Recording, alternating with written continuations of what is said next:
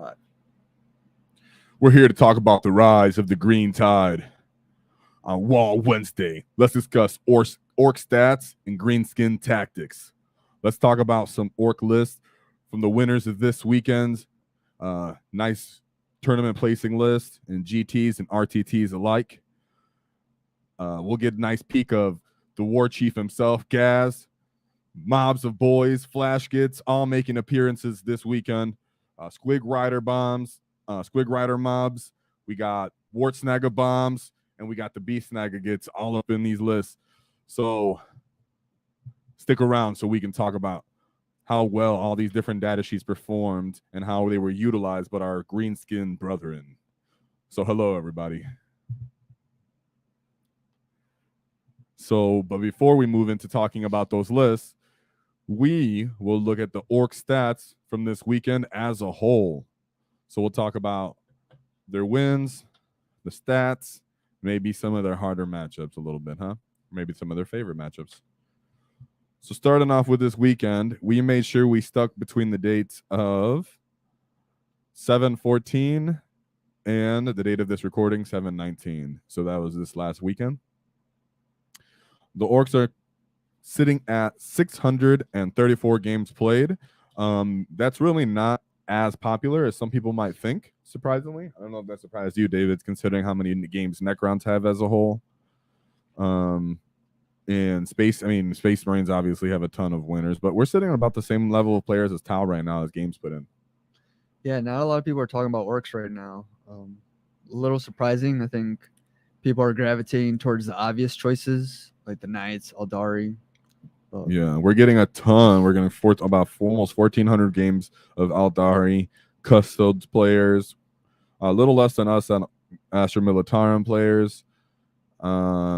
Chaos Knights are coming with 486 games. As to how popular these lists are, as you can see, Grey Knights are about as popular as Orcs right now with 565 games. I mean, they're coming in pretty close for being such a niche little faction. So I'd like to see Orc players get some games up. Tyranids are only at 724 though, which is surprising considering it's Leviathan edition, right? Right. So yeah, as a whole, but that doesn't mean anything bad for the greenskins, because if they don't see us coming, they get in the crumpin'. So the Orcs are coming in with averaging 447.43 victory points, and the opponents are averaging 45.76 victory points. The Orcs are sitting at a 53.63% win rate, but their real win rate, which means excluding the mirrors, is 53.88. So the mirrors aren't really drastically affecting us very much, but they do come into play, as we'll see when we look at some of our tournament player results, huh?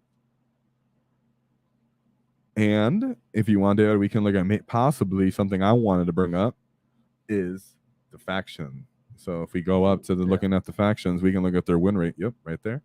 And faction versus faction with the greenskins. Yeah, we switch it over to the greenskins. So I was looking at this, you guys, and I would make it as some people are not surprised. We're having a hard time, it seems like, against the Custodes specifically. The same dates. Right. Yep. The same dates are nice there. As you can see, Custodes are giving us a hard time. Not surprising, guys, as they have a bunch of fight first. Okay, so if you played 8th edition, 9th edition as a typical greenskin, you understood that we had good games against Custodes, but as long as we came out with enough momentum, we could take over the board and score, last long enough so that we could win the game by that kind of attrition, even if they destroyed a lot of their army. But now they have fight first, so we can't even really get the initiative on them, and they get a ton of wound rerolls, which gets rid of the fact that they lack the toughness, the high strength to deal with toughness, as well as the fact that in all, they got an increase of attacks. So Custodes are just they're a gambit. They're a real problem for us to deal with, and that's not just for you guys in your local games. I see a lot of people talking about that in Discord. Everybody's aware of it due to how good Custodes are doing as a whole, but specifically against Orcs, they seem to be doing a little extra good. But as for Eldari, David. Yeah, that's a good win percentage versus one of the top armies right now in the meta. Yeah, as you can see, we're trying to stick to the games that at least have about 50 games. As you can see, they had a lot of games versus Eldari. Anything that goes around maybe even 20 or less, you can't really look at too much. But we try to stick to looking at Eldar. You can see we have good play into as a whole, right? If people aren't running the Wraith Knights and too many of those gun platforms, they don't have the firepower. The units don't have the staying power. We have the speed to get the initiative. They can't kill us fast enough. They can't punch us hard enough. So we seem to do pretty good against Eldar as a whole in your general versus communities and saying, so don't be scared to play with Eldar players just because they're Eldar players, especially if they're not bringing the Wraith Knights. But we know on the tournament level, guys, because we're aware of both, the highest level of the top table is tournaments. We're destroying everybody, taking over, placing, in everybody's top 3 essentially. So we're very much aware of that. We just want to keep everybody friendly in their local metas and games. If you see an Eldar player, just know we can still put in games against them and win, especially if they're not bringing those Wraith Knights, right? And even then, people in our Discord have been having success as long as you bring the Squig Riders and some other things, right? Mm-hmm. You see Chaos Knights, we're doing good against as a whole, right? This last weekend, right, with what people have been looking at, Chaos Marine players kind of getting run over by us, even though in the top tier play, guys, these Chaos Marine lists do have play and are strong. So we're just saying as a whole, for every Orc player that's out there, this is what we're looking at. Orcs are doing pretty dang well at that 53% win rate. And it shows when you start breaking it on down by faction. You can see really Custodes bring us down a bit. Blank Tarp players, maybe if you look at that a little more, if there's any more lists we're looking at down there, David, I missed. Grey Knights. A lot of people have been getting games against Grey Knights, and we've been doing good, according to the stats, of course. I've been doing good against them as well, is what I wanted to point out. So as long as you guys are playing for the mission, guys, even though we know we don't hit as hard as we used to, we don't just play a direct game to where we're just constantly in someone's face with an additional invuln for another phase like we used to in the 9th edition after we called the WAAAGH. Now we're sitting here with just continuous board control. Our units are quite cheap, with Orc Boys being cheaper than they ever have been at 85 points. But yet us having way more toughness in our small units and in our mid-sized vehicle units. And that is really starting to show with our win rates because of that, guys. We're catching people off guard. We're not very highly played overall with only 634 games played last week compared to some of the other lists. I mean, there's armies that are getting played, factions getting played almost 3 times as much as at a rate as us. So people do not see us coming. And once these other factions start getting tore down a little bit from their broken synergies, such as the Gene Stealers being essentially mortal, right? Mm-hmm. Maybe some Necron players. How are we doing against Necrons though? As you can see, Necrons. Right. 28%. So as you can see, Necron players really did do a number to us as well, guys. And I understand why. I really do. In a lot of editions, we had great play into Necron by the fact that we could hold them in a corner of the table and they really couldn't punch us off them. Now with them being immortal and efficient, as in like they keep continuous coming back, the units don't die when we crash into them. We can't just stay there and just bully them. They get to keep playing the mission with these cards, and sometimes we maybe not draw the right cards to get as many points as we can. And by the time we're dead, we didn't score high enough, so that you can see that we do have some difficulty into the same common, strong, somewhat silly lists that are out there, right? So don't be discouraged. It's not just you and your local meta. It's not just you guys at home. It's everybody, okay? So, and the stats show this. This is why I wanted to show you guys. Even at the top tier, when we look at some of the list, you'll see that they had some bad matchups, and they lost to some armies that the stats show that we're doing good against. So don't be like, oh, just because the stats say I do good against you, I mean I could win. When we talk about optimizing lists and optimal of the most optimal list for each faction, and they go against each other, Orcs have a couple different lists that you could play that are considered pretty optimal to do well with, as we've seen through these weeks of going through the list. So hey, if you play a certain way, you might just draw a really bad matchup in the enemy opponent in that faction. So just because the stats say you should beat them or should lose to them, don't take that to heart. We're just looking at this as overhaul so people know how everything's going, and you can feel confident in your faction knowing that Orcs are perfectly balanced and we're winning. We're crumping, we're doing good, and we're at a healthy number. And that's really where you want to be. You don't want to be shooting over that number for 53, because then GW gets its eye of Sauron on you and starts thinking about putting a nerf hammer to you, right? So, and I'm happy to see here that the Green Tide has been able to handle Gene Stealer cults and all their shenanigans. Yeah, it is a small enough pool, right? But you can see, I mean, I can imagine Orcs do punch hard enough. Like those Knob Scalpel units, if you start looking them into a couple of Gene Stealer units, they can pick up a lot of those units freely. So, and it's hard to make an optimal Gene Stealer list, I will say. Give those guys the benefit, huh? Anybody than that, some of these like Leads of Voltan games I can't really look at. We don't have enough stats into. Space Marines, we're sitting at a pretty good number. I mean, 59, that's pretty good. When you're talking about generic Space Marines, we could break it down into each sub-faction, but there's not enough lists for that. I mean, stats for that. Well, we can look at that on a different week as a whole, as maybe we get to maybe more of like a season of the tournament season. But right now, there hasn't been going long enough for us to kind of compile all that. As the Tyranids, you can see we're doing pretty good against Tyranids. Right? As you can imagine, this might surprise some people. But if they're just using maybe cheap gaunts and stuff like that, Orks are going to run those guys over. It's really the monsters that might give us some difficulty. But as a whole, by the time they get through us, we've been taking over most of the table. So, yeah, on any of these, the only thing that maybe surprised, not necessarily surprised me, but I was a little bothered to see, of course, was the Necron one.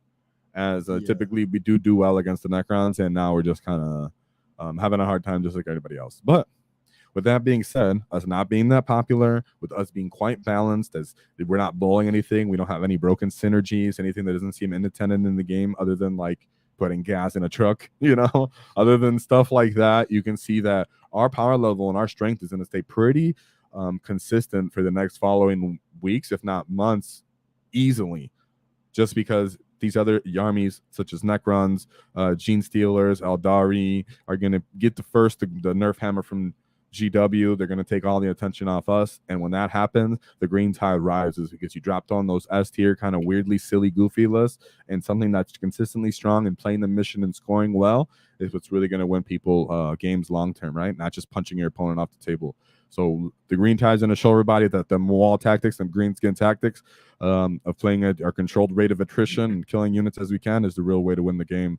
We don't really care if people want to come up with these goofy unattended combos. In the end, if you know your faction and how your data sheets play out, your movement, every minutia of your army, as the points change, as the meta changes, you can consistently stack on wins. So, and we'll see that as we move to the tournament list that we all wanted to take an eye on, guys. But before that, is there maybe some chats we can go over real quick?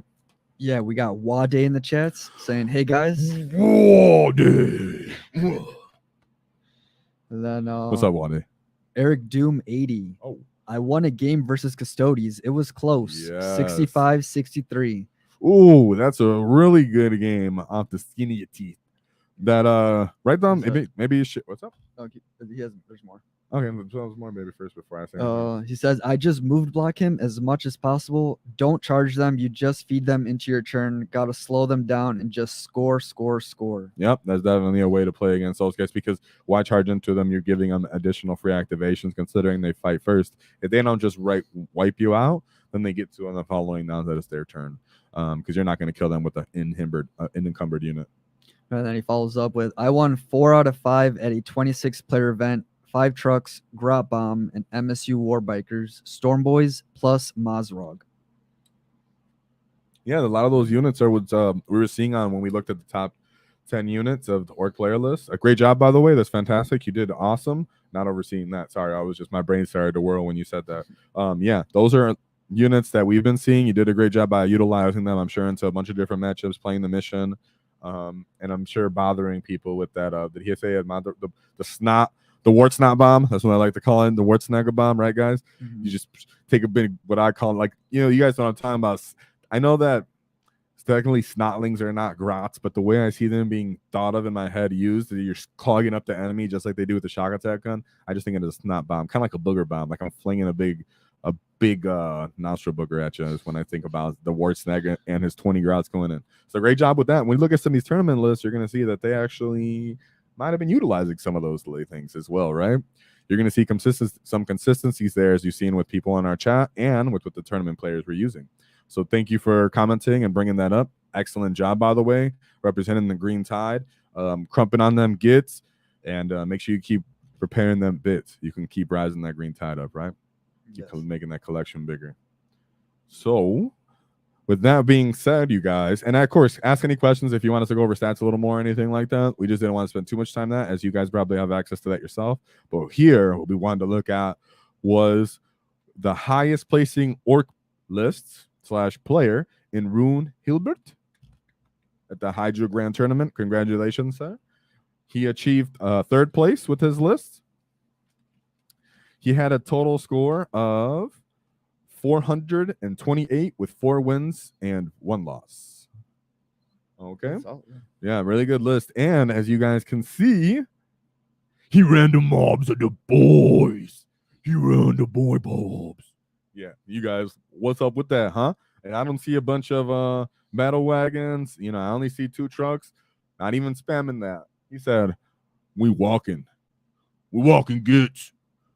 Right? That's what happened, David. Yeah, Does this it is not very surprise you? different. Well, not necessarily walking, excuse me, because he does have the weird boys, guys. Yeah. What I mean is, when the weird boy, after he does his jump and charges, he starts moving around. They're walking. That's it. They walk down to the battlefield or jump there. Yeah, this is a different style list that we're used to seeing from last week. No one's running this many boys.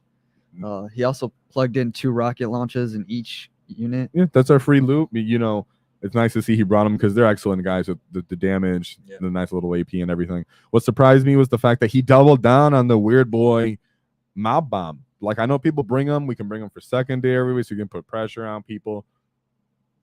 They're nice to move around the battlefield so that they really keep the opponent on their back heel. But he said, I got 2.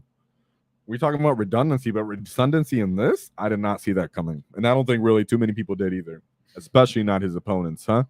Yeah. So, and then he stuck in a pain boy. Maybe he had points left over. I'm not sure. He wanted that maybe growing some more boys out of the unit when they take some you need a defensive buff on there, right? I do worry about a pain boy, as you can do heroic challenge and kill him. But if the opponent doesn't do that, then he really does a number. If they're just like a shooting army and they can't do it to him, then he makes those boys significantly more durable, right? Another thing we see on this list is the 2 trucks were just brought for the fact that they were used as one of them was a mobile bunker, and the other one, most likely he could have possibly put the grots in there to move it around, or one of those 10-man units of Beast Snagger boys. Why do I say the grots? Some people use them to help defend against indirect. He didn't have to face this, but in his head, that's possibly could have thought when he put the list together. But he has the utility of those 10-man Beast Snagger boys. You can just go on the truck, move around, do some things. The 6-man Mega Knob unit has all kill saws, meaning they're re-rolling wounds. They do have, because it's twin linked, they do get less attacks though. That does worry me, but obviously didn't worry him. So what does it matter, huh? What I think, because he did excellent. What was another fun thing to see here is with the 20-man boy units, they brought war bosses too. So I mean, clearly he put war boss, maybe a weird boy, ward boss, and a pain boy. He mixes units up and such. So that was really awesome to see that he wasn't scared to stick in that punchy guy in there. He didn't even add enhancement guys. He really just stuck in the war boss because the war boss is just good on the wall. He's just good on his own. The AP is actually a nice strength because he's stronger than typical knobs. He's great like that. And as you guys can all see, instead of bringing maybe storm boys or bikers, he said shock trump dragster. Right? We understand that it can precision. I'm pretty sure that's not why he brought that. He most likely brought it to try to put some backfield pressure as well.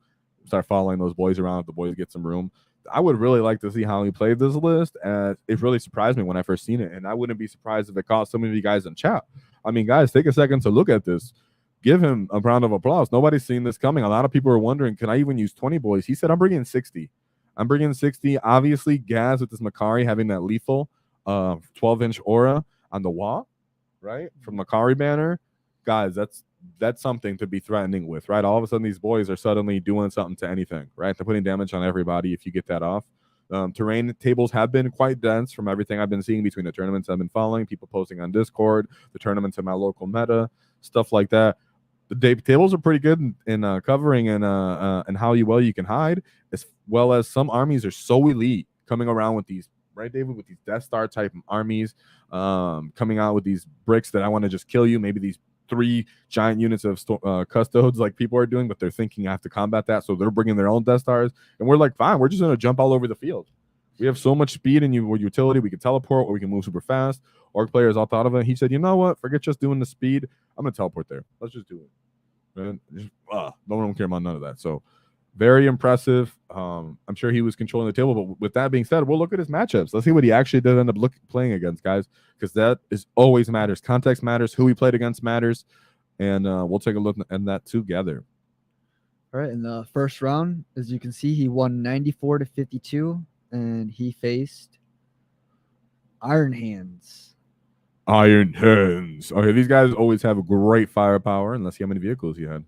Yeah, so it's a Iron Father Furos, Tech Marine, an Aggressor Squad with Auto Storm Bolt gauntlets, Dev Squad, a Land Raider, 2 Redemptors, Relic Terminator Squad, 10-man, and Stern Guard unit, just 5, and another 5-man Terminator unit. You got the Twin Lightning Claws The on Twin Lightning there. Claws, so Relic some volume. Terminators. They got Reaper. Those are a big man unit of those. So he brought Terminator. Yeah. I mean, I can see a lot of pretty expensive units here. And, you know, I can see how he's not really playing. They're not moving quickly. Those Redemptor Dreadnoughts now got reduced in movement nowadays. Terminators have to rely on coming in from a deep strike, or, I mean, he doesn't have any transports, right? He's got the Land Raider. He has one Land Raider for the 5-man unit, and then you can't do them a 10-man unit. They have to go. Land Raiders can be moved, blocked. They can be bogged down. You can slow them with just crappy units, and you know they're not really going to just throw themselves either too well. Some players might try to throw them right up into the middle of the battlefield, but some might be scared because they don't want to get it taken out right away and then blocked into that corner of the table, right? So what else? Can you move up a little more?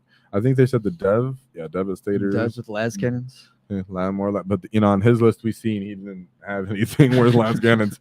You know, the aggressors I could see could be a problem there. Most possibly. Aggressors do quite well. Let's hit those HQs again for me real quick. So we got the Tech Marine. Okay, so he didn't get too many. I was making sure he didn't have any characters that were hyper, you know, buffing his shooting, and it didn't seem like he did. So I'm not sure if he optimized it to be as much of a gun platform as he want. Maybe he knew the tables were too dense for that. Right? He does have a lot of volume. He does. The aggressors and both Redemptors are kitted with the Onslaught Gatling cannon. Yes. But yeah, like you said, I don't see synergies here. Yeah, and he can't really throw the Land Raider up the middle because we have gas. You know, Rune has Hilbert. Rune Hilbert has gas. He's like, sure, bring that guy. I'm just crushing that thing. I'm folding it open, crushing it open. We're destroying it. The only thing that he would want to use his glass cannons in are gas and the Mega Knob unit himself. I mean, that's really what he wants to use it against. As we say, we do have the flash gits. So flash gits would be a good way to just crack down on those aggressors. You know, goodness, that's something actually I didn't even think about right now. That you know, the flash gits are good. That typically Orc kind of walk into gun line sometimes. If you don't have the firepower, the enemies can kind of stand exactly where they know you're going to end up with some of these slower foot slogging units. I know he can teleport, but you can obviously screen that out if you have enough speed. Yet this guy does not have enough speed. As you can see, right, his first matchup lasts the speed so that you can end up putting those mobs of boys wherever you want, preemptively setting them up for them. That wall turn where you come out and really declare that charge, get onto their objective, stop them from scoring, and just really end up putting all that pressure. And clearly it worked because he put some good points on. What was the overall score again? If we can look at that. It was a close score. It was 94-52. He just, as you can see, dude, he took over the entire table, having multiple weird boys that you could do this, a shock jump strikes. He doesn't have any units to kind of deal with that. He has a Land Raider that's most likely scared to be just crushed by gas. We have no idea where he deployed it, but obviously most people are pretty scared and defensive. So great job on that. Let's move to his next list because he did end up playing against some more beakies in his second matchup. Round two. Another devastating game. Win. Yes, 97-40. Okay, let's take a look at that. Eddie hinted here, another Space Marine player, Ultramarines this time. There we go. And he brought up Primaris Apothecary, Gilliman. He's got the Ballistus Dreadnought, Desolation Squad. Desolation Squads. 10-man. Okay. 2 Gladiator Lancers. 2 3-man Inceptors with both with the Assault Bolters. 2 Infiltrator units, a Repulsor, and a Storm Speeder Thunderstrike. This looks very similar to our local Ultramarine players list. That does. Shout out to Frank. That does look very similar to a typical Ultramarine player list. You're right. The Inceptors can pressure you actually as an Orc player in your backfield. That 3-man unit of Inceptors being able to 300 dip strike. He has 2 of those, it look like, actually. Yeah, and these guys have sneaky volume with sustained hits 2 on those bolters. Yeah, he has with the Repulsor and 2 Gladiator Lancers. So this guy is looking to smash other anti-tank vehicles. Yeah, we don't really have. The issue is we do have gas with those Mega Knobs. So the issue is, like we've been talking about, guys, these tables are quite dense. If he can't get the angle on them, the flash kit can get the initiative with the fact that the trucks are pretty quick. If you cut the angles first on those enemies trying to set up to shoot your boys, if they're not quick, not with the Lancers, though, because the Lancers are an issue. But as people get defensive, knowing that you're setting up for charges with the fact that we can, right, the only thing he can go out there and take over objectives with are if he does not deep strike his Inceptors and starts flying around, right, to challenge the Orc deep strikes, or if he uses... He's got the Infiltrators. The Storm Striker, then Infiltrators. Those guys, they do the infiltrating nowadays. Yeah, they and still they infiltrate. still deny the 12-inch. Yes, they still have the 12-inch denied deep strike bubble. So then it's either keep them back or put them forward, and that's kind of what I'm saying is you can't stop this side of the table they might not be at yet, knowing that they're going to come and crash in those units and kill them. It's like, are you going to use them for scoring, or are you going to use them just to stop the deep striking? And when you have this many of the different orc units that can do it, and also demolish that infiltrator unit with taking almost no casualties, with either Painboy being in there, the War Boss being in there, ready to just destroy, reliably kill that unit, right? You might think, oh, the boys, if only a couple of them get to him, if I was positioned correctly. Yeah, War Boss gets to you, you're dead though, right? Yeah, in this matchup, he didn't get to outright use his game plan with the infiltrators and the scepters because of the 20 boy mobs and the weird boys. He was forced to put everything on the table. I'm sure that's not what he wanted when he thought about this list. And like we said, even if you did leave something in your backfield like Grots or Beast Snaggle Boys in a truck, he had the truck kind of flexibility for that, where if you do have these Inceptors, you go, okay, I'm going to leave this here. You're not going to just immediately kill it and take it immediately off me, but I'm going to move. And remember, you don't have to take the weird boy and get into 9-inch and charge right away, guys. Put them behind a building, knowing that you're going to declare the wall the next time you come around your turn, knowing that unit can't cut an angle and kill you, right? Knowing it's not going to come around and kill you, and if it does, it's not going to take enough of your casualties. It'll make your charge even easier. Position them there, passively put that pressure on the enemy, position up with all these different jumping units, right? That's what was most likely surprising me. You don't have to even get within those 9 inches. Let him put you at 12 outside of 12. Where is he being placed? If he ends up coming too close, you can still run out and end up touching him anyways. People can't get that close knowing that there's Gaz still there, and they might get thirsty with these Lancers and really try to put some pressure on Gaz. What really devastates me or really worries me is a Desolation Squad unit, but somehow he worked around that. It's a great job by this player again. I would like to see how that kind of played out. I really would have, but hey, we can't get the answers to everything we want to see, right? Yeah. But great job. Did he also have Rabute Gilliman? Yes. So Gaz and Gilliman might have had a showdown, guys, that we never got to see. But that being said, let's move to his third matchup, which isn't our favorite. All right, round 3.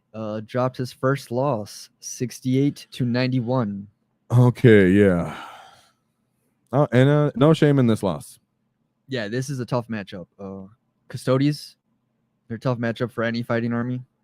This list brought 2 Blade Champions, one with the Ceaseless Hunter enhancement, a Shield Captain with the Inspirational Exemplar enhancement, Trajan Valoris, 2 units of 10 Custodian Guard, 1 unit of Prosecutors, 1 unit of 3 Alaris Custodians, a unit of 6 Wardens, and a unit of 3 Wardens. So very beefy units here. And here's 400 point units without character support. A lot of people have been bringing these guys. You put one of these bricks on an objective, they get to reroll wounds with their shooting, as we know, and with their melee when they're targeting enemy unit, if they're, so long as the custodians themselves are standing on an objective. The Blade Champion allows the unit to advance and charge, possibly reroll charges too. The Custodians used to lack the fact that they get the initiative on the Orks. Even on units that they don't have fight first, they can't possibly put the initiative on you with these really quick advancing units. And the fact that they get to advance and charges and rerollable charges is interesting. Something they never really had access to, other than on the Kata, when you use a big Solar Watch in 9th edition for that brief period where they had that little bit. But I'm saying as a whole, it's not something they always had access to. Now they have that and the same defensive traits they used to have to, and an increase in the amount of attacks they have to, and the fight first that they have access to. David, you want to say something? I don't want to rant. No, I was just going to say the fight first access is from Trajan Valoris. Yep. And he gets to throttle once per turn, as we know with his other ability, where he can once per battle round. You can well, this isn't throttling, but he can make armies have a 0 strat, cost 0 CP as well. Sorry, is what I wanted to say. Okay. And the fighting first, right? Sorry, I want to see what other enhancements you said. No, the Trajan, like we're talking about Trajan. Oh, okay. And the Shield Captain, sorry, I wasn't looking at his stats, exactly what he does.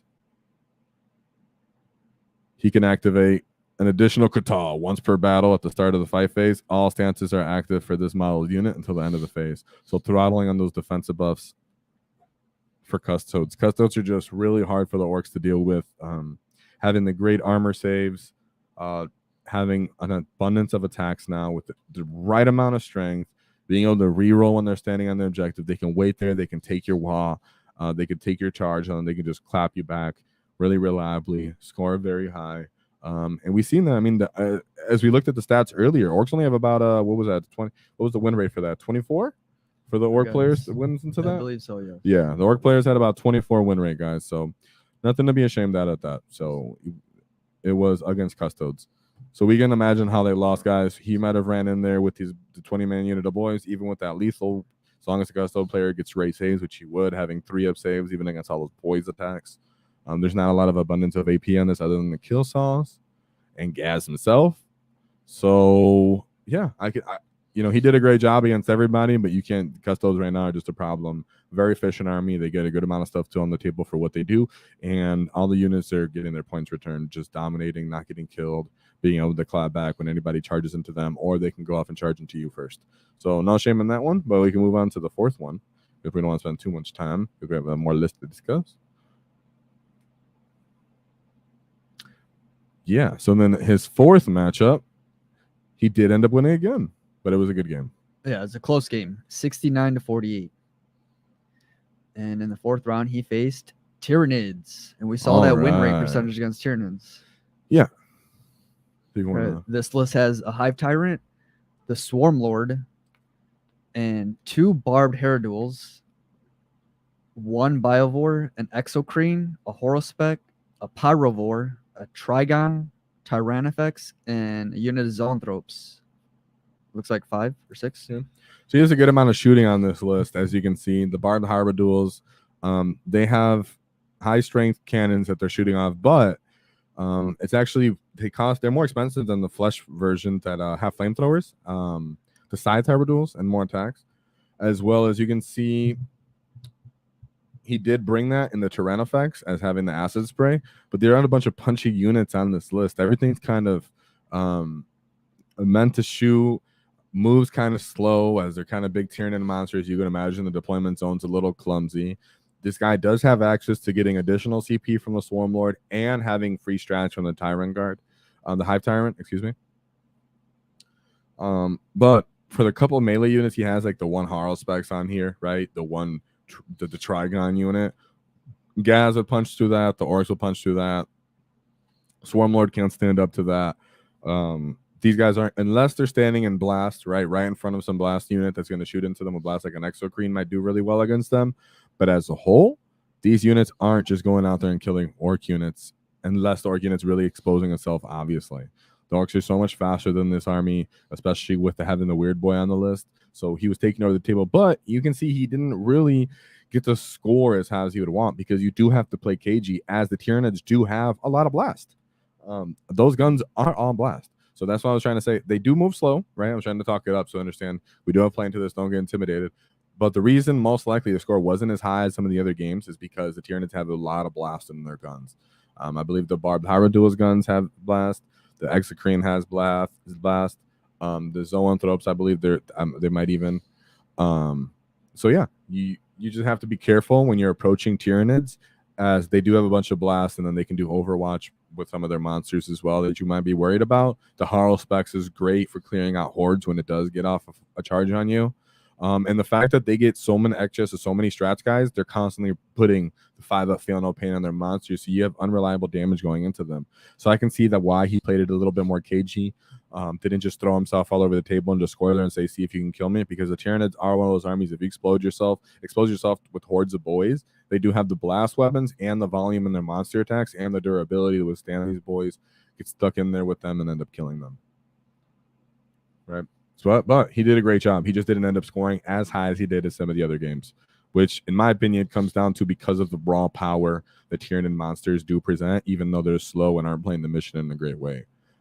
You can't just willy-nilly throw yourself into them either, because they will mess you up in return, and they'll mess up your numbers with their 5-up feel no pains. And the fact that they can do the same strat twice, meaning they'll pull up 5-up feel no pains on 2 different monsters, really mess you up as well.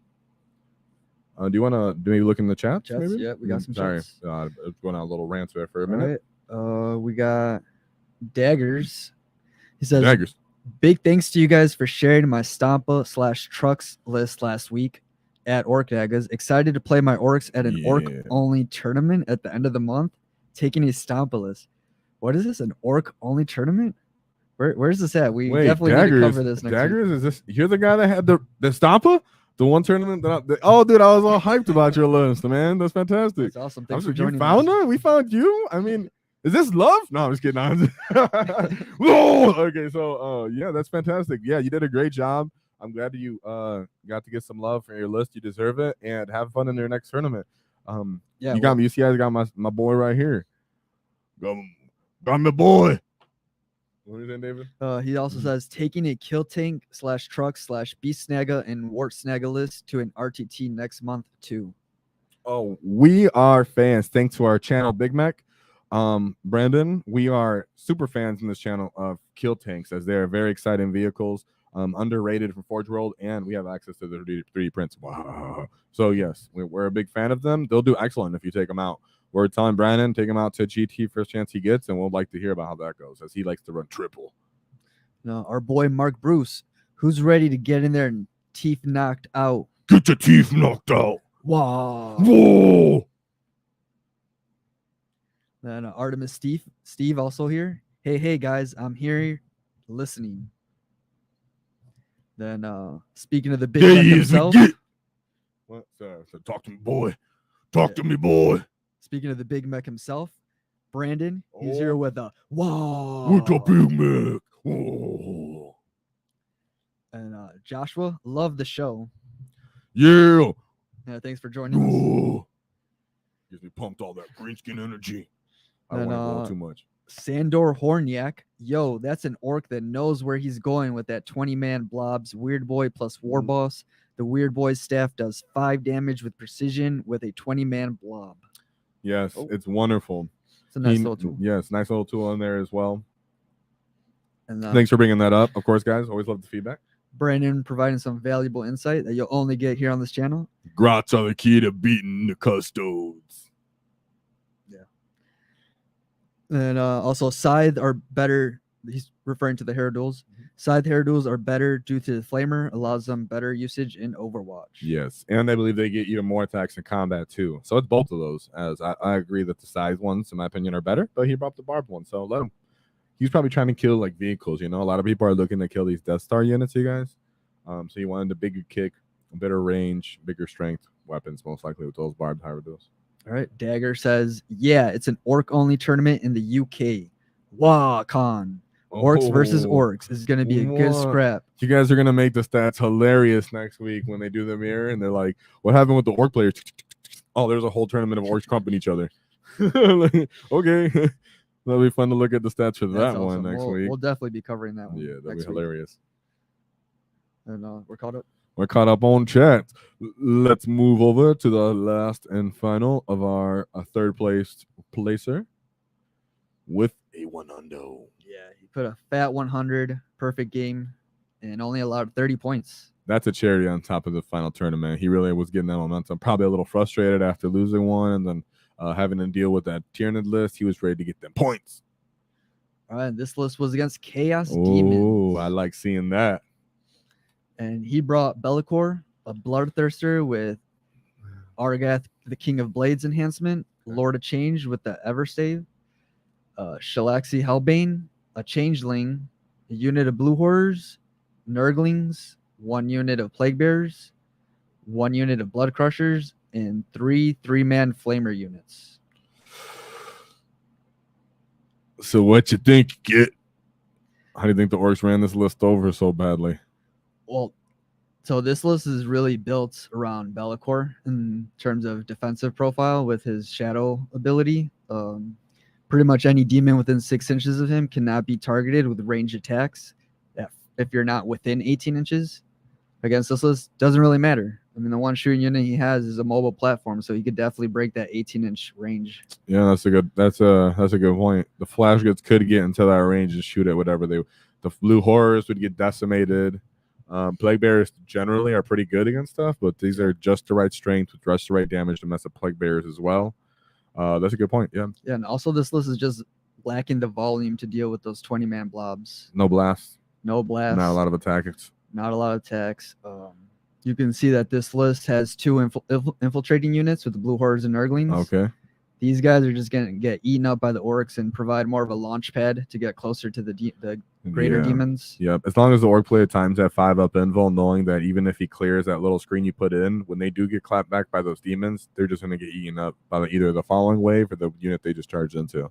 So yeah, that's not gonna do them too well. I mean, we got lethal heats too from Gaz and the Makari thing banner, so you got 60 boys, some of them maybe even coming in full health if they can't shoot them. I mean, you don't have too much gun. You got a couple flamer units here and there, chipping off a couple boys here and there. Not a lot of volume. Not enough to stop the boys if they got lethal hits to just blend you.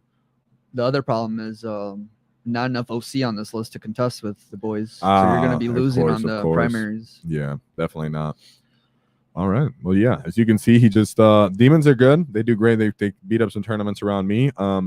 I might end up start bringing out these boys even a little more guys sooner than I thought, because people are not seeing the orcs coming out. And if you're not a broken, goofy kind of list, as in custodes are a little bit right now, GSC, well, not even GSC necessarily, because we've seen it in the stats, but like Necrons, yeah, orcs will crump just about everybody else. Right. So if you aren't motivated to get out there to your RTTs and stuff, I recommend you do, as people aren't going to see you coming. You'll be one of the only orc players out there, unless you go to that one tournament where Daggers is going to, where there's all orc players. Then there'll be the exception. But that means that your RTT, most likely they're over there if you're in the UK. So hurry up and go to a different one. I was kidding. But yeah, so that'd be great. Don't be scared to put your orcs out there, guys. You're catching people off guard. They're crumping some other very effective and interesting lists. This guy's countering, right? He brought those demons to counter the meta of all these Death Star units, like that Space Marine list, the Ultramarine list that came with the Lancers and Gilliman, right? Gladiator Lancers. He was like, no, none of that. He's planning to fight that. Instead, he fights mobs of boys in a green tide with Gaz leading the way, being able to punch his way through any of these big hard units, and his mob of kill saws, Megabon knobs with him. So people will not anticipate this, and you'll have very, very satisfying wins against some very, very strong armies, as you can see right there. Yeah, I love it. You're throwing a wrench into everyone's game plan, and most people aren't going to be able to adapt in person. People have been talking about this, like, how am I going to play against what the meta is, as the meta is kind of Death Stars, expensive elite units, getting a lot of HQs, or just units that are really strong. You know, Brune Hilbert said, okay, I have to make the boys possibly able to kill some units by adding a war boss. But they're going to make sure that they have mobility by weird boying around the field. Not every unit, but at least most of them. He possibly could have put that third one and put him into outflank. Right. You know, it just said, I'm going to have that as a different kind of mobility, right? But then you have the trucks. Then you have a little bit of shooting, right? He took the flash gets to third place, guys. Can you get some love for that? Can you get a wall in the chat for the flash gets coming out of nowhere after 2 editions? I haven't seen him in 8th edition, no 9th edition love. All of a sudden, finally, somebody goes, I got this. And they brought him to a tournament, a GT, and got third place with flash gets on his list and Gaz. Nobody would have said that like 3 months ago. All right. Even though people would have said, yeah, flash gets look kind of good, but Gaz is a little overrated and expensive. Well, look what just happened now, huh? You don't know. Excellent job, Brune Hilbert. Yeah, that's awesome. All right. Ending on that, let's move to the next guy. Whoa! Next list, Joshua Johnson. All right, this list has the Beast Boss. Oh, let me talk about Joshua Johnson, though. Joshua Johnson was at the R. Here you go back to the top of the name. Well, RBBR Summer Meltdown. He ended up getting 314 points, 3 wins, and 1 loss. Okay, so he ended up losing. He did drop 1 game. Here's his list, though. David wants to go over it real quick. Yeah, Beast Boss on Squigosaur with Super Cyborg Body, Mazrog, a knob on Smash a Squig with Follow Me Lads, another knob on Smash a Squig with Head of Wappa Kill Choppa, a Weird Boy, and Zodgrod Wartsnaga. Another weird boy. Then he's running 3 10-man Beast Snagga boys and 3 10-man normal boy units. Oh, the spam of the MSU. 3 trucks. Okay, not too many. And you got your Snot Bomb here. We're a Snot Bomb. A 10-man Gretchen unit and 2 6-man Squig Hog boys. Yep, home for the knobs. Right, that's where the knobs are attached to. I do like the knob sergeant guys. Some people think about not putting them. I think you really want that +1, as the mounts only hit on 4s generally. So you want them to hit on 3s, and you want the guys on top, the knobs riding the Squig riders, to actually hit on 2s. It really does matter, especially as you maybe lose a couple of those guys on the way in, and you really want them to be effective. Were you gonna say something, David? Brandon was asking, was that a beast boss on Squig with Cyborg? So I was just highlighting it for him as you were talking. Beast Boss and Squigosaur already Yeah. gets a feel no pain. What is there any other advantage of That's weird. No, that? Maybe that's a typo. Maybe he meant to put it on. No, because it was intended. Because look, he put one on to follow me lens for the knob, one on there. Yeah, because the Beast Boss and Squigosaur has a 5-up invuln and a 4-up feel no pain. Super Cyborg Body gives you a feel no pain. Not really sure why he did that. Interesting. Good catch as we scroll through there, guys. See, that's why it's important chats there. I wanted to also point out Weird Boy again coming in on these lists. Did you pull it up, David? Yeah. I'm sorry, what was that? Oh, nothing. Here's the Beast Boss on Squigosaur. But yeah, he already gets a feel no pain, guys. Yeah, he's already got. So I'm not sure why you put that. That was most likely just an issue, a mistake on his. You definitely can't stack those. Yeah, you're not stacking those for any reason. You already get a feel no pain. All right. And, taking a look at round 1. Yes, we're gonna look at his matchups. Ooh, and the very first one, David. He drops a very close one, 57-48. To who? Against Orks. The mirror. Dagger's called it, talking about these matchups. Dagger, did you know? Did you know this happened? Did you know that there was some green on green skin action over here at the top of the tables, and Dylan, right at the beginning of the tournament, just crumped on our boy Joshua? David? Yeah, this list has got a Big Mac with shock attack gun. Did you guys see that coming? Gaz. A knob with the WAAAGH banner. A war boss with follow me lads. 1 20-man boy unit. 2 10-man boy units. 3 trucks. A gargantuan squigoth. 2 10-man Gretchen units. A unit of 10 Ludas. Unit of 5 Megadovs with a twin kill saw. And 2 units of 5-man knobs. Oh, all right. That's interesting. The Ludas, huh? Somebody brought Ludas, guys. Look at that. That's also why I wanted to show this list. A 10-man unit of Ludas, guys. We were talking about that last week on stream. Put them up on a terrain feature for that additional AP you get. And I have a -2 AP, strength 8 weapon, 2 damage. It gets reroll wounds, I believe, or reroll hits against an enemy unit that's on an objective. Yeah. So, I mean, reroll ones generally, but this is the whole reason why we're using it. If someone moves onto an objective, you overwatch them when they get on the objective.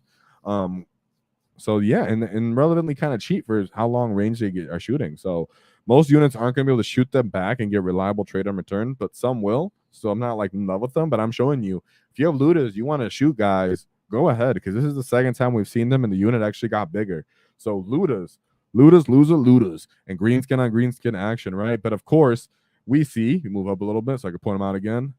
The big gargantuan squiggles. That guy's great, honestly. That unit is an excellent unit. It's much better, I guess, on paper than the Stompa. I guess daggers. Don't listen to me. That's not for us. But on paper, for it is generally better. I know my people don't have access to it, but I can see why it can end up being an issue as in this matchup. Can we scroll through his list a little more? There's a lot going on there. I was taking in towards the top or bottom? The top again, and then back to the bottom. How many boys? Just he had a brick of 20 boys right there. Most likely, did he have a knob with? Okay, so he had follow me lads and the knob with WAAAGH banner. I see a lot of people talking about this. We haven't seen this as much. The knob with WAAAGH banner, another late game WAAAGH ability, and then the Big Mac with the shock attack gun. The thing is, you never know what he's gonna do. He might go off one game and annihilate something, or he might do nothing the whole game. So we will never know, right? I'm sure this was a great game and very close, as they both had about some interesting tools, right? Like you have the Zod Wartsnagger bomb, but this guy does have a unit of boys that he could run out and probably wall charge you on his own without declaring a wall and clear that unit up and possibly stand there and bother you to try to clear it up too. So that knob WAAAGH banner 20-man unit could be used as almost like a early game distraction / throwaway that really messes up your opponent's math and how they want to kill it, or in priority designation of target designation, right? So that's interesting, but he did end up losing this game. So this was the very first game for Joshua. Nothing crazy, but let's move on to his next round 2, where he brought it back. Yeah, another close game, 77-70. And I can hit some chats if you want. There's only a few though. Okay, it's on you. And he faced Space Marines, Imperial Fist. This list had a Judiciar, Primaris Tech Marine, Tor Garadon, Torgerdon. 10-man Heavy Intercessor Squad, 3-man Blade Guard Veteran Squad, 3-man Eliminator Squad, 6-man Eradicator Squad, Gladiator Reaper, Inceptor Squad with the Bolters, 2 Infiltrator units, an Invader ATV, a Repulsor, a Storm Speeder Hailstrike, and then he allied in some Warglades. Oh, okay, I can see that being an issue a little bit, huh? Those guys are a bit tough. For Let's the see why it points was per a close value, they're game. good. It's good. Close game. I can see why it's a close game. He actually has a lot of units for a Space Marine list. Little bright overall, as a Space Marine list. Tor Garadon doesn't really give any buffs. Really great against, I don't think, against Orks right now against in this matchup. To remember exactly what he does, but I don't think he actually does anything great against Orks in this one. But the amount of units this guy has and overall board control, the firing platforms. Can we move up a little? Sorry. Yeah, I mean, he has eradicators. If you do not want to just throw your gas up into those guys, he has a bunch of small arms fire between his Gladiator Reaper overall as a whole. Let me see. Yeah, it's a twin link onslaught Gatling cannon. He has, Blade Guard aren't excellent into Orks, as Orks are just the right toughness and everything, but they are cheap and they hold you up for a second if they roll hot enough on saves. The big unit of heavy intercessors is kind of surprising me. I wouldn't be surprised if that's where you had Tor Garadon or something like that, because Tor Garadon can only be with Gravis Armor Marines, I believe. Yeah. So, yeah, there's a lot of army here. There's a lot of thickness. There's a lot of units. So the Space Marine player was kind of trying to just check you on this, and I can see how the boys could struggle into some of these units. I mean, these boys are just base strength 4, and then they only go up to strength 5 during the wall. So you can see how that could be kind of like, hey, what's going on here? I'm not reliably killing everything. He does have the Tech Marine for the reliable firepower. Where's some of those units? I want to see how fast I'm coming. Just to cover okay. Tor Garadon synergy. When leading a unit, he gives that unit lethal hits and ignore covers ability on ranged weapons. And then each time, oh no, it's only for himself. Yeah, it's for himself. Yeah, and then what does he give to a unit?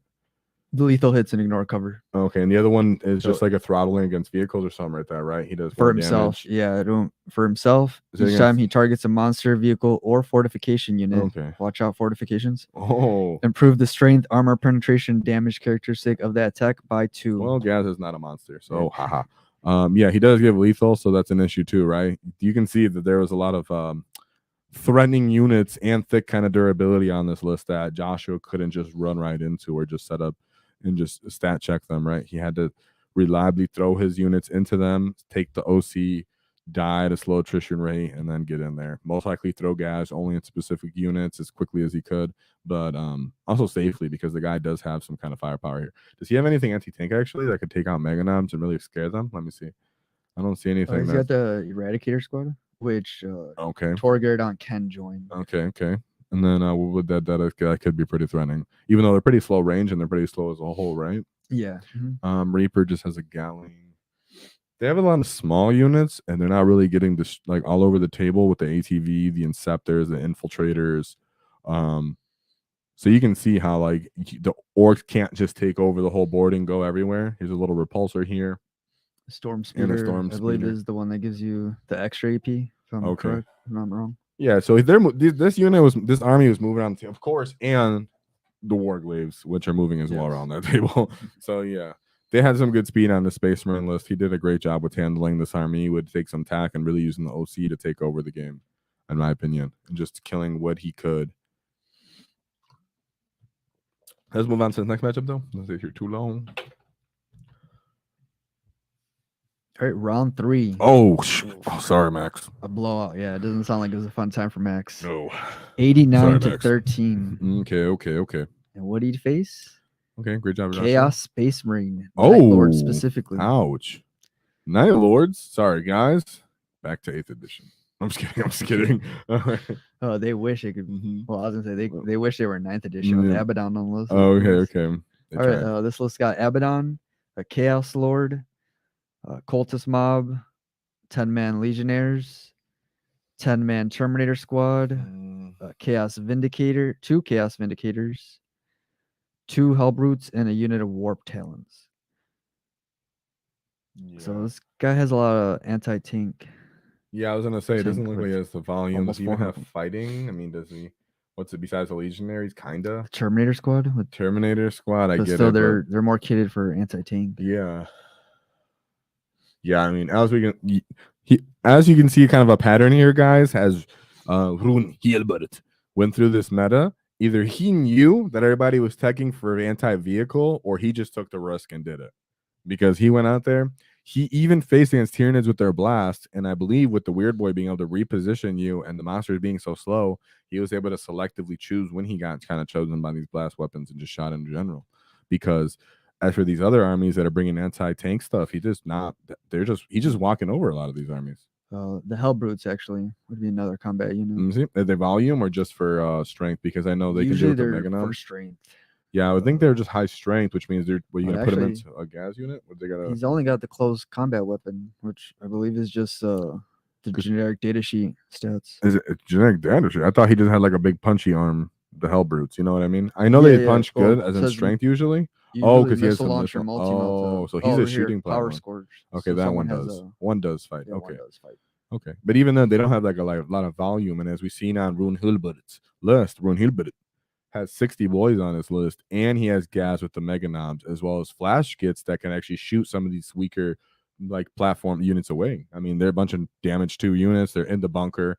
When they do come out, they shoot. The truck gets shot. They can sit down behind a vehicle, a building, and then they can shoot when it's their turn or walk into position. Or if there's not enough firepower left, as most of it is just anti-tank, maybe they just disembark in the open, ready to just fire next turn. You don't know how the game went or where everybody was positioned in deployment, but that's what makes interesting from last week as well. Is a lot of these armies that are doing very well at the top of the table brought some kind of shooting assistance with orcs. You notice that, whether it be killicans with their rocket launchers, with the flash skits, that there's just a consistency where they're bringing some kind of shooting that's assisting these orc lists. Not all of them, but that is a kind of reliable strategy, especially when you're getting to like a top 3, top 5 stats. Yeah, I think in this edition you definitely need to have some sort of shooting platform just to assist. It's a little easier to get shots on versus charging in and fighting something. We have how the game plays now. Yeah, we have the ground mega tanks that can shoot. We have the kill tanks that can shoot. We have the mech guns we've seen that we're shooting. So there are some high damage guns that people are just considering. Hey, let's go ahead and shoot that. So yeah, that seems to be another key to victory for orcs. Sticking a little bit of high damage shooting in there.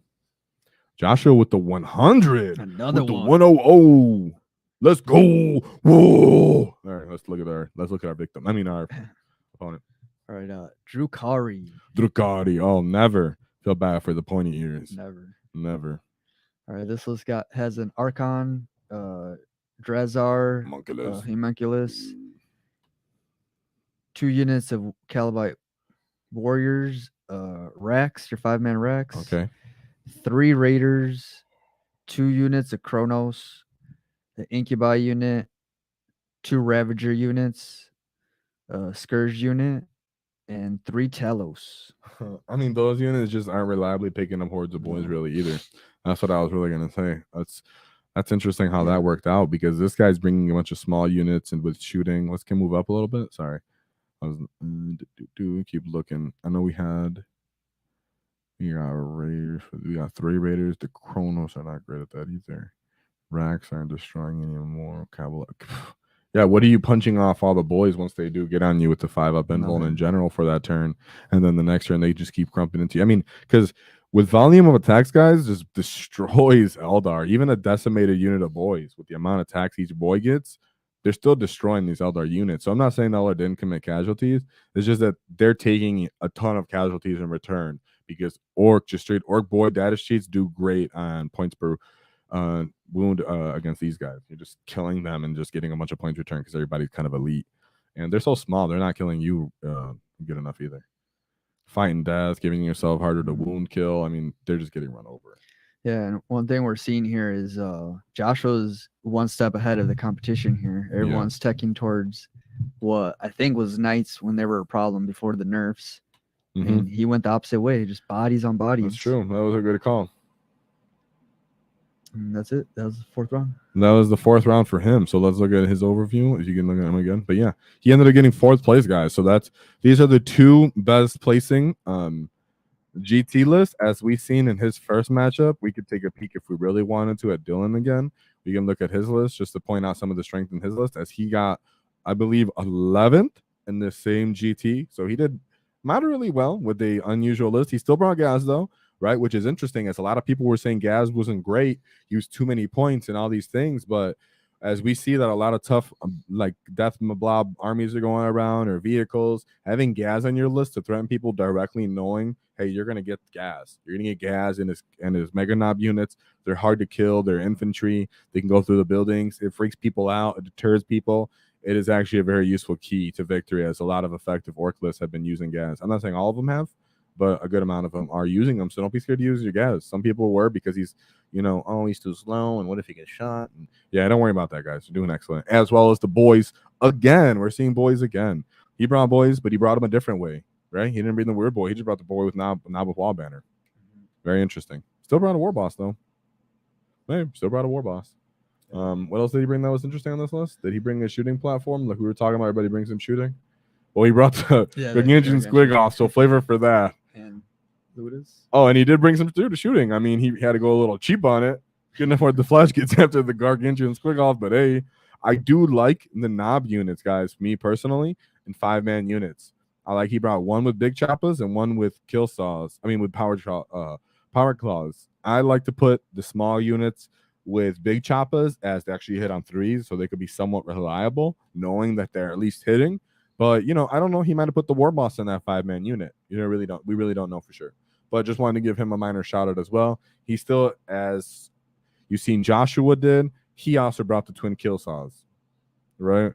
He wants that reliable matchup. As we were talking about with what was the Hellbrute going to go into, right? Hellbrute, possibly put Gaz into the Hellbrute and all that, as the Hellbrute doesn't have a high enough volume to really bother the boys enough that they're still going to at least score OC even if they don't kill him. Then the Gaz comes in with the counter charge. Mega Knobs pick that guy up. Gaz picks that guy up.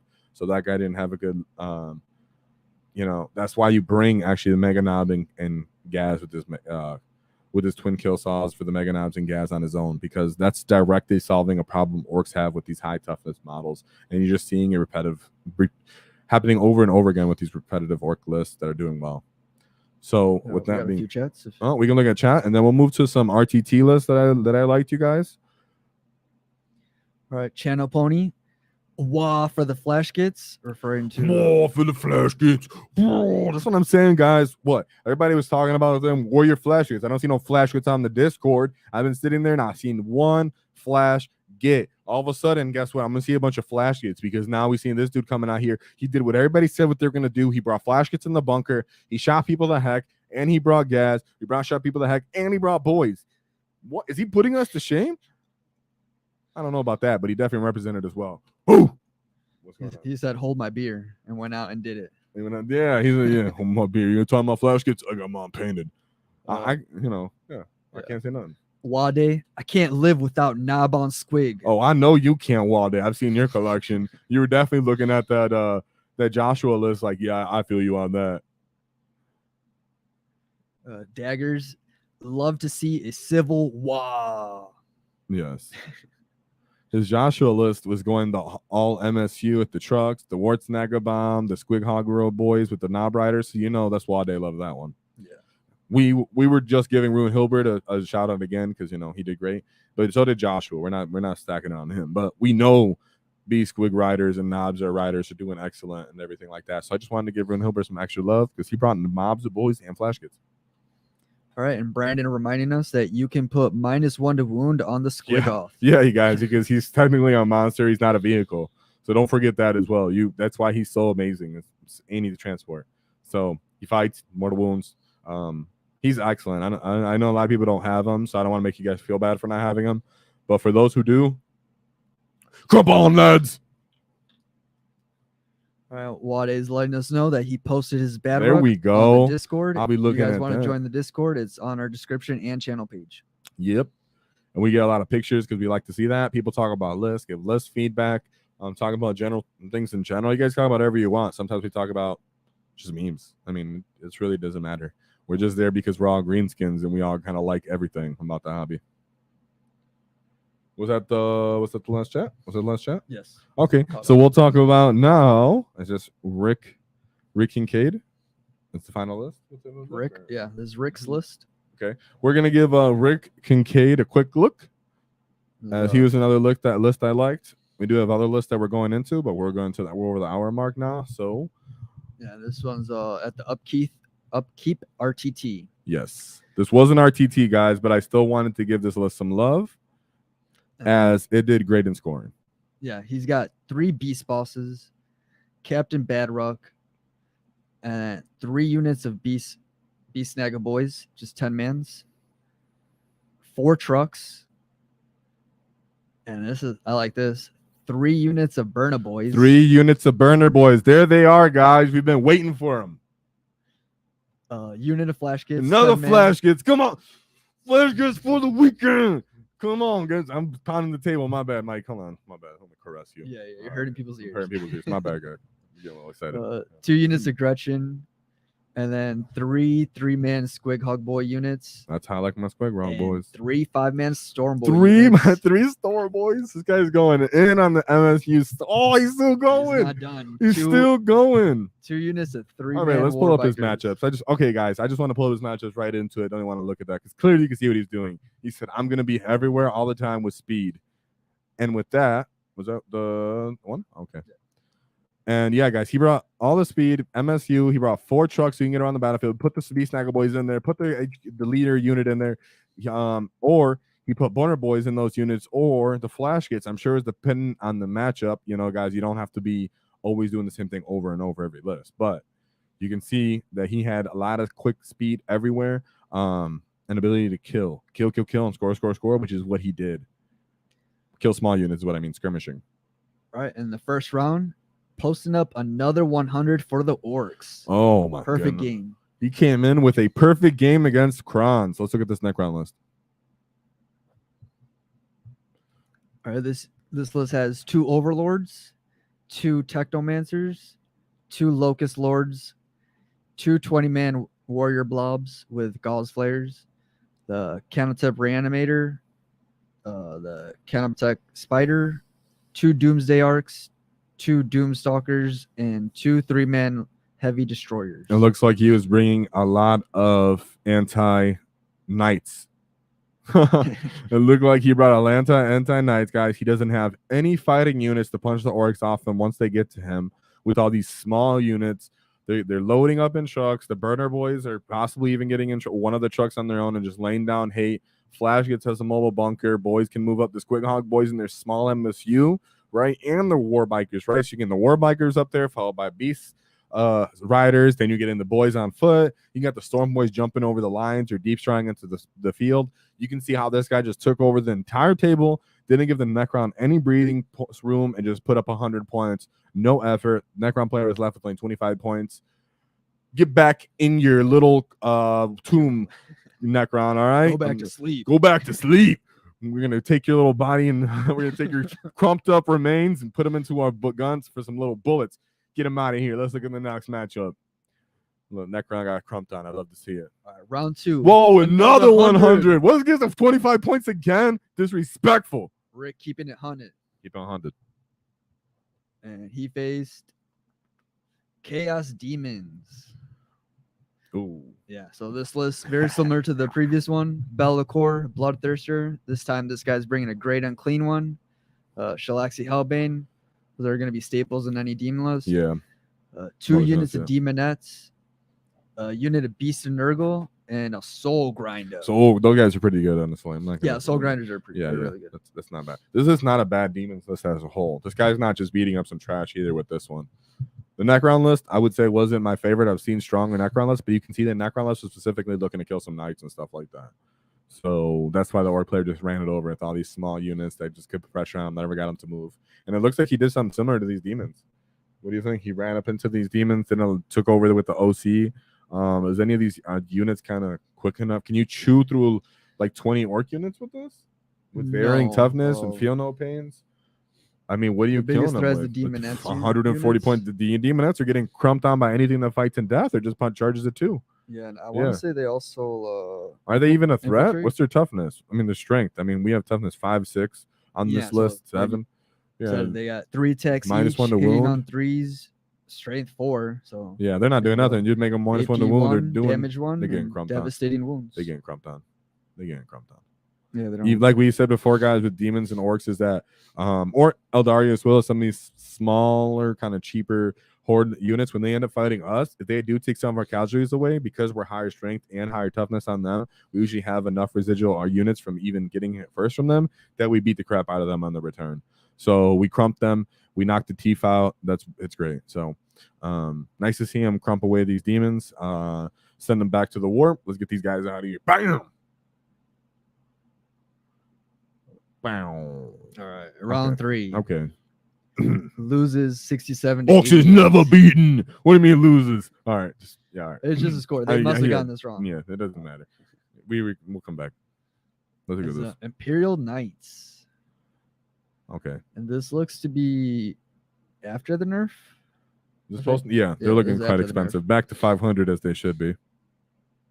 All right, so it's a Knight Crusader, Knight Valiant, Knight Warden, and 3 Helverns. No, 1 Helvern and 2 Warglaives. Okay.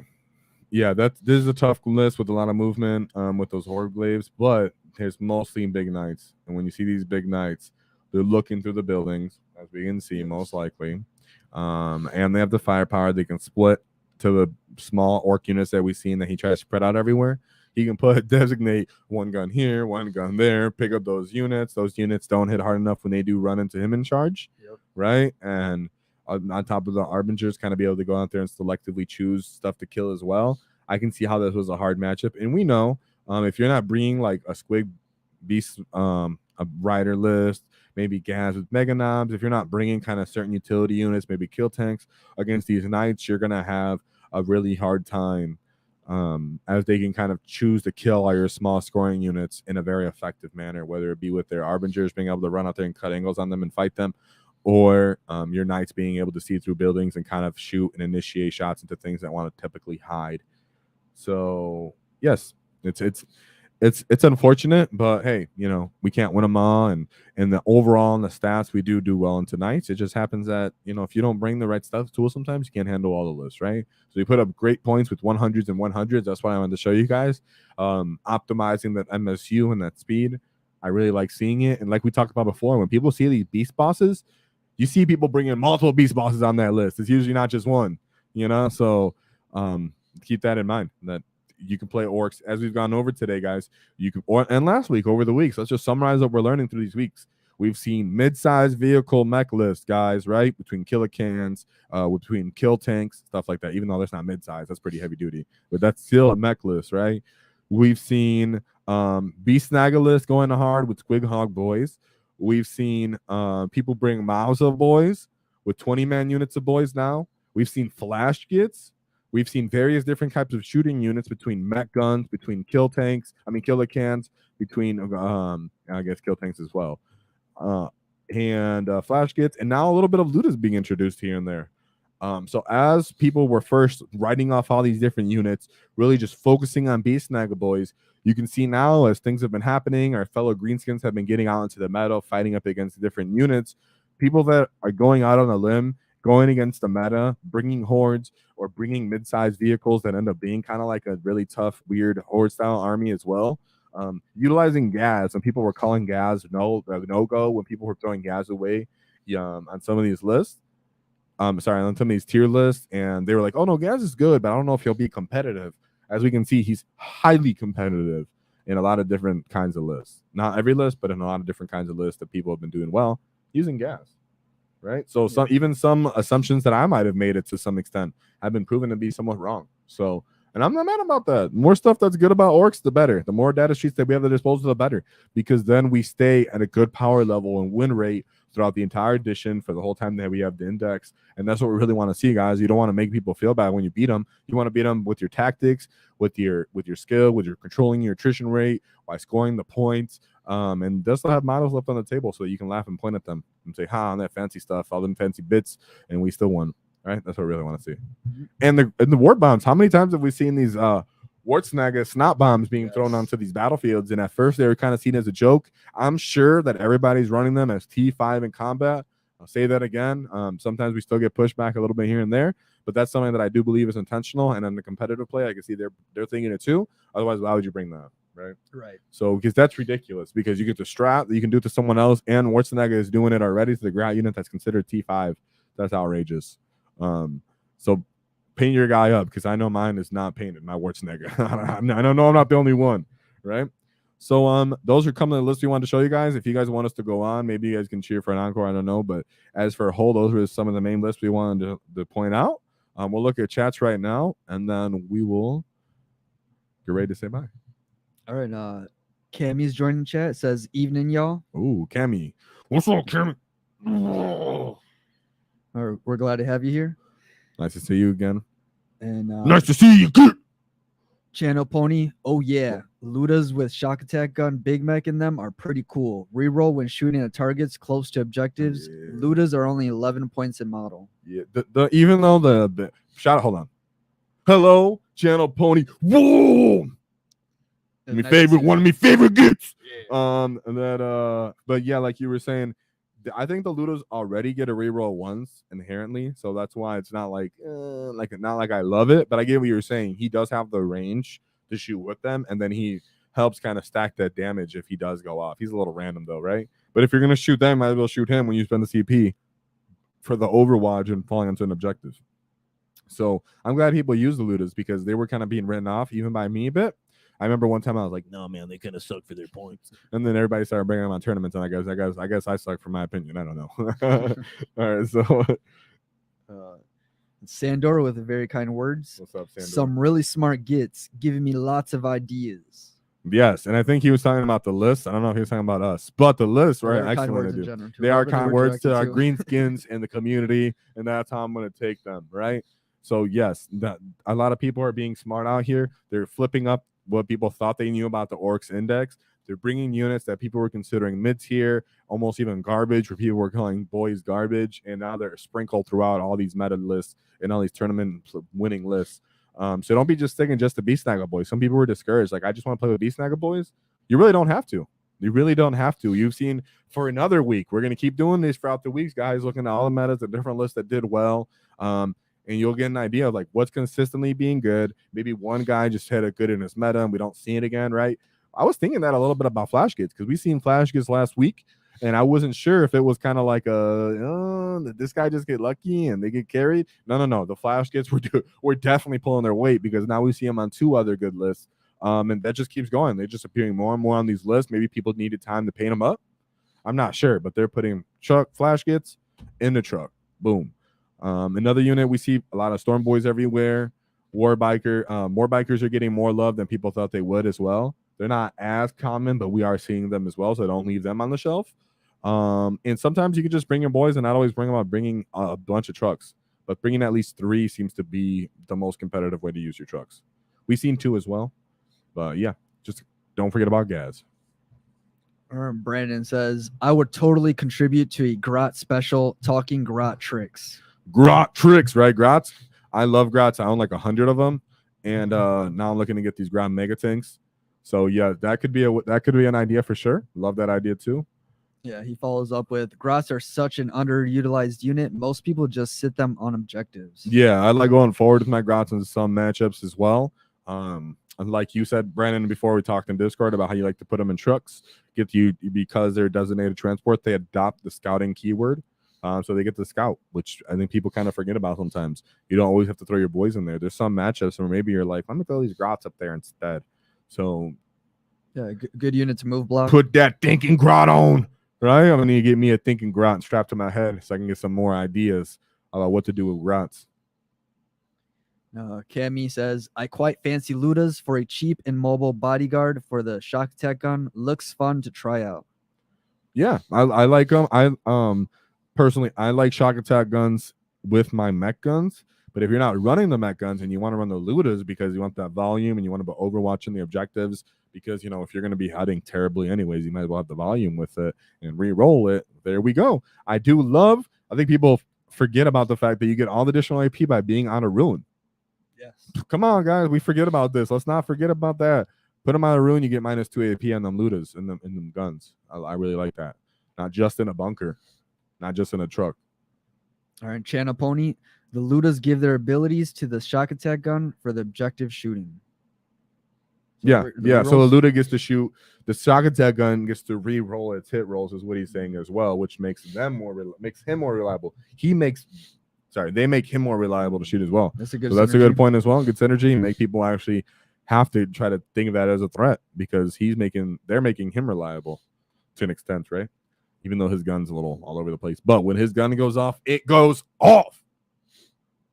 We're caught up. So thank you, Champ Pony.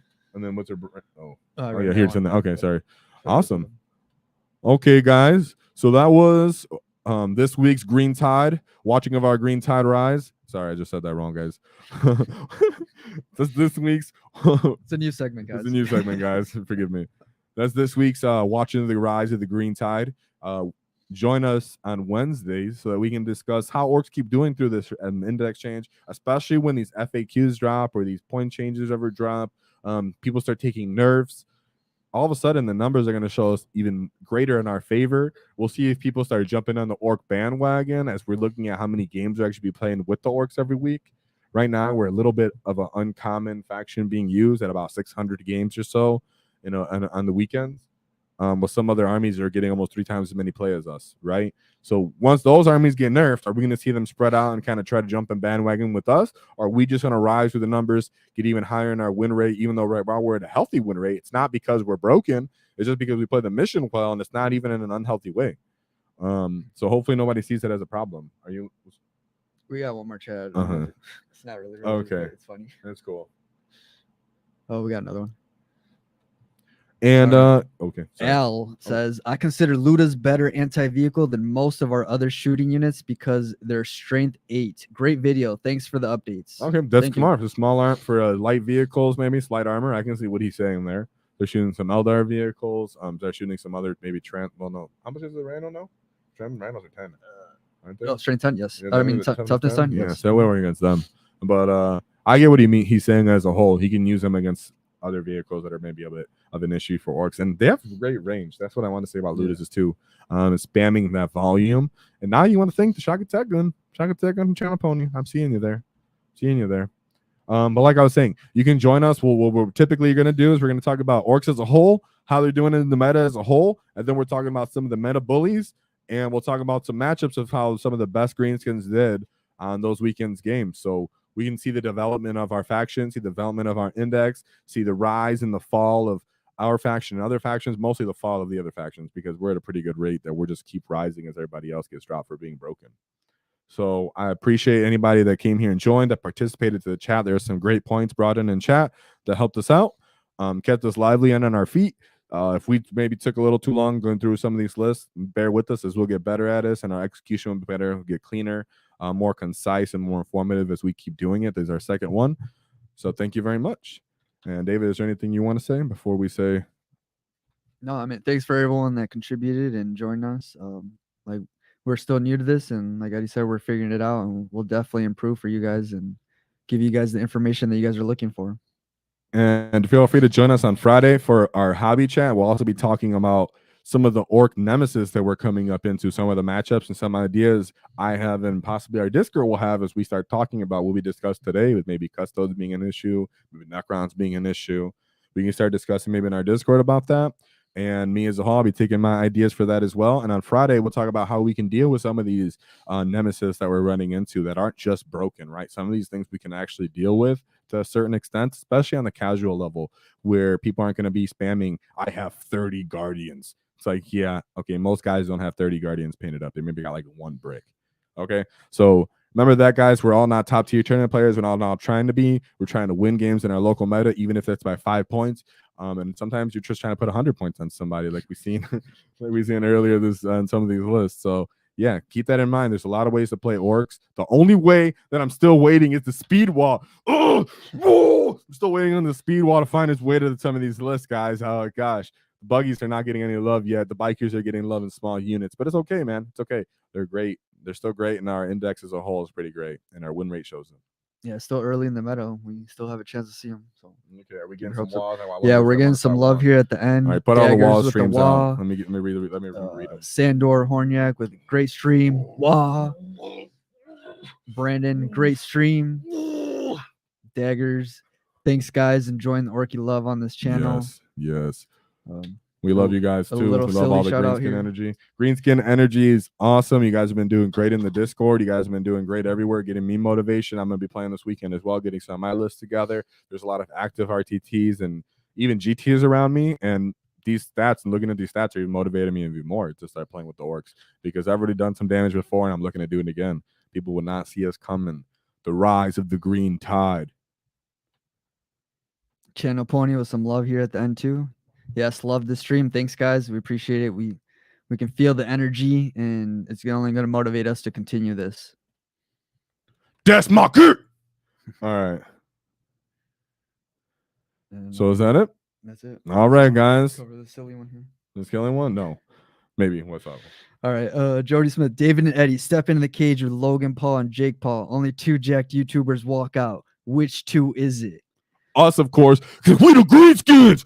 Whoa! We knock your teeth out. Don't cross the wall, because we knock your teeth out.